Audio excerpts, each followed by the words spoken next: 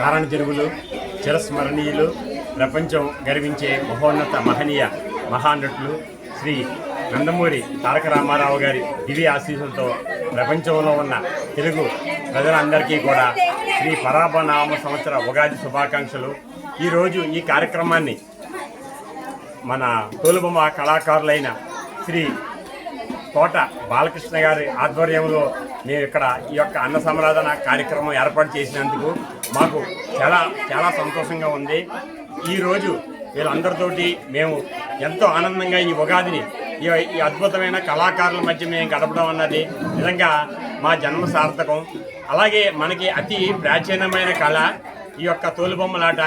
దీన్ని బాలకృష్ణ గారు ఎంతో కష్టపడి ఆయన ముందుకు తీసుకెళ్తున్నారు. అలాగే అభిమానులకు నా విజ్ఞప్తి, మన హీరో పేర్ల మీద ఎన్నో కార్యక్రమాలు చేస్తున్నాం మనం. అలాగే ఇలాంటి గొప్ప కళాకారుల్ని మనం ఆదుకున్నప్పుడే మన అభిమానం సార్థకం అవుతుంది. మరొక్కసారి ప్రపంచంలో ఉన్న తెలుగు ప్రేక్షకులు అందరికీ, అలాగే తెలుగు ప్రజలకు శ్రీ నందమూరి తారక రామారావు గారి దివ్య ఆశీస్సులతో శ్రీ పరాభనామ శుభాకాంక్షలు. ఇప్పుడు బాలకృష్ణ గారు మాట్లాడతారు. జై శ్రీరామ్ అండి.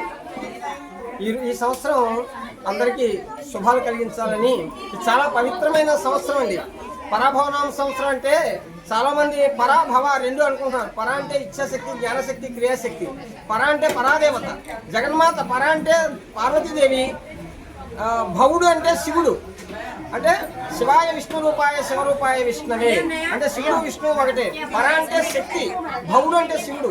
శివపార్వతుల పేరు ఉన్నటువంటి సంవత్సరం పేరు పరాభవనామ సంవత్సరం.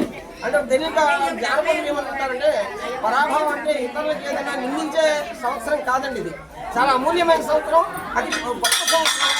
మంచి సంస్కరణలు జరిగేటువంటి సంవత్సరం. ఇలాంటి సంవత్సరం మనం మన రాములవారి మందిరంలో శ్రీ పుచ్చకాయల చంద్రమౌళి గారి యొక్క సౌజన్యంతో మన జమునానగర్లో కళాకారులు మరి అందరూ ఉన్నటువంటి భక్తులందరూ సన్నిధిలో ఈ సంవత్సరం రోజు భోజనం పెట్టుకుంటున్నామంటే అది స్వామి మనకి ఇచ్చిన అనుగ్రహం.